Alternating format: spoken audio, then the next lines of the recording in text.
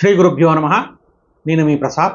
మీరు చూస్తున్నారు Prasad astrology YouTube channel. ఈ వీడియోలో మనము శ్రీ విశ్వావసునామ సంవత్సరంలో ద్వాదశ రాశి ఫలితాల్లో భాగంగా మీనరాశి ఫలితాన్ని ఇప్పుడు మనం చూద్దాం. మీనరాశి, ఈ మీనరాశి వారికి ఆదాయం 5, వ్యయం కూడా 5, రాజపూజ్యం 3, అవమానం 1.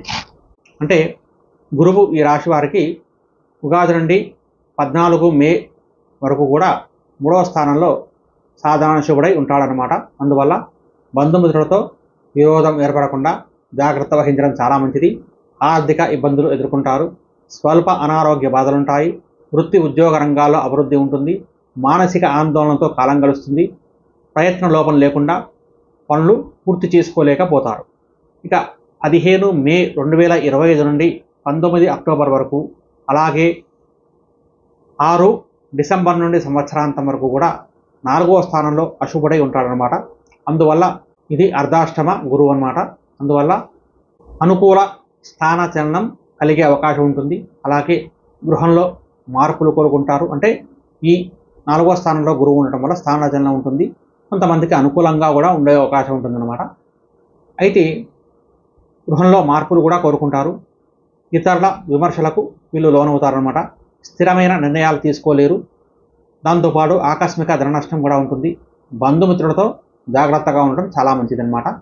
దాంతోపాటు రుణ ప్రయత్నాలు కూడా చేస్తారు. ఇక 19 అక్టోబర్ 2025 నుండి 5 డిసెంబర్ 2025 వరకు కూడా ఈ గురువు వీళ్ళకు 5వ స్థానంలో శుభస్థానంలో సంచారం ఉంటుందన్నమాట.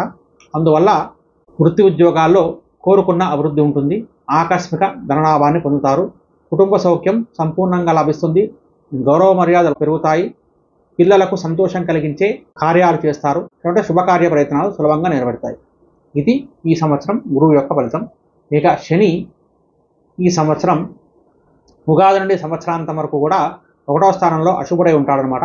అందువల్ల బంధుమిత్రులతో విరోధం ఏర్పడకుండా జాగ్రత్త వహించడం చాలా మంచిది. మానసిక ఆందోళన అధికంగా ఉంటుంది. దాంతోపాటు అనారోగ్య బాధలు అధిగమిస్తారు. అనవసర నిందలతో అపకీర్తి వస్తుంది. స్థిరమైన నిర్ణయాలు తీసుకోలేరు. నూతన కార్యాలకు ప్రణాళికలు వేస్తారనమాట. ఇక రాహువు, ఈ రాహువు ఉగాది నుండి 18 మే వరకు కూడా 1వ స్థానంలో సాధారణ శుభుడై ఉంటాడనమాట. అందువల్ల విదేశీ ప్రయత్నాలు ఫలిస్తాయి. కుటుంబంలో అనుకోకుండా లాభాలు వచ్చే అవకాశం ఉంటుంది. అయితే అనారోగ్య సమస్యలు అధికమవుతాయి. ఆకస్మిక ధన నష్టాలు అధిగమిస్తారు. ముఖ్యమైన వ్యక్తులను కలుస్తారు. అయితే 19 మే 2025 నుండి సంవత్సరాంతం వరకు కూడా 12వ స్థానంలో ఉండటం వల్ల ఆకస్మిక ధన నష్టం పట్ల జాగ్రత్త అవసరం. కొన్ని ముఖ్యమైన కార్యక్రమాలు వాయిదా వేసుకోవాల్సి వస్తుంది. స్వల్ప అనారోగ్య బాధలుంటాయి. వృధా ప్రయత్నాలు చేస్తారు. స్థాన చలన సూచనలుంటాయి. సన్నిహితులతో విరోధం ఏర్పడకుండా మెలగడం మంచిది. కేతువు, ఈ కేతువు ఉగాది నుండి 18 మే 2025 వరకు 7వ స్థానంలో సాధారణ శుభుడై ఉంటాడనమాట. అందువల్ల అనారోగ్య బాధలు అధిగమిస్తారనమాట.